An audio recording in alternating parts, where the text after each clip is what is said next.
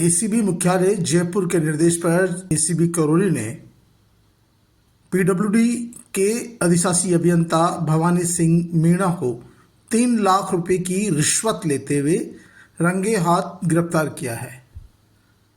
ACB Bhavani Singh Meena अधिशासी अभियंता को, जो कि पीडब्ल्यूडी के हिंडौन सिटी जिला करौली द्वारा परिवादी की एक फर्म है मैसर्स संतोष कंस्ट्रक्शन कंपनी, नसिया कॉलोनी, गंगापुर सिटी, जिसे वित्तीय वर्ष 2024-25 में सार्वजनिक निर्माण विभाग हिंडौन सिटी प्रथम व द्वितीय में टेंडर प्राप्त कर 43,19,000 रुपये के पास कराए।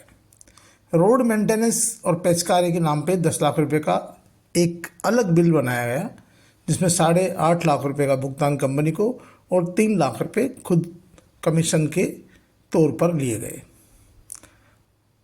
अनुसंधान में रिश्वती राशि 3 लाख रुपये आज एसीबी की टीम ने उनके लड़के सहित निजी आवास गंगापुर सिटी पर बुलाकर परिवादी से प्राप्त करना साबित हो गया।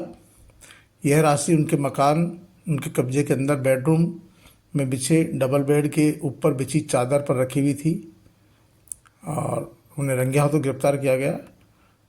भ्रष्टाचार निरोधक ब्यूरो के महानिदेशक डॉक्टर रवि मेहरड़ा ने बताया कि एसीबी चौकी करौली को एक शिकायत इस हादसे की मिली थी कि परिवादी से उसकी फर्म द्वारा कराए गए पेच वर्क के कार्यों की 43,19,000 रुपये में 10 लाख रुपये का बिल बनाकर 8,35,00,000 रुपये का भुगतान करने पर शेष राशि का भी स्वयं द्वारा भुगतान कराने की कहकर बतौर 3 लाख रुपये कमीशन की राशि मांगी गई, जिसे दिया गया। बार बार परेशान किया जा रहा था। परेशान होकर पीड़ित ने आरोपी के खिलाफ एसीबी में शिकायत दी, जिसके आधार पर एसीबी ने अनुसंधान किया तो भवानी सिंह मीणा रिश्वत के मामले में लिप्त पाया गया और वह अपने 3 लाख रुपये वसूलने के लिए बार बार परिवादी फर्म और उसके मालिक पर दबाव बना रहा था।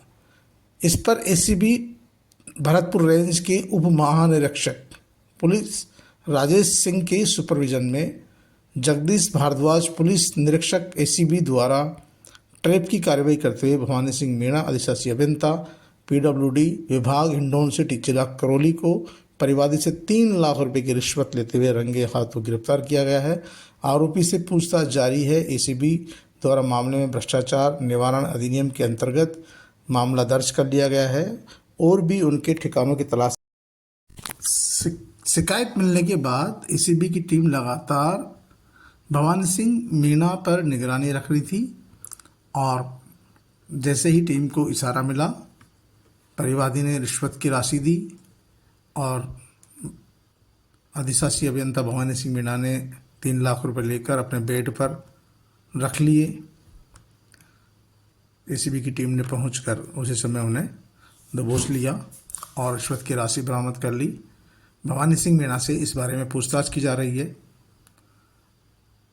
उनके और भी दस्तावेज खंगाले जा रहे हैं।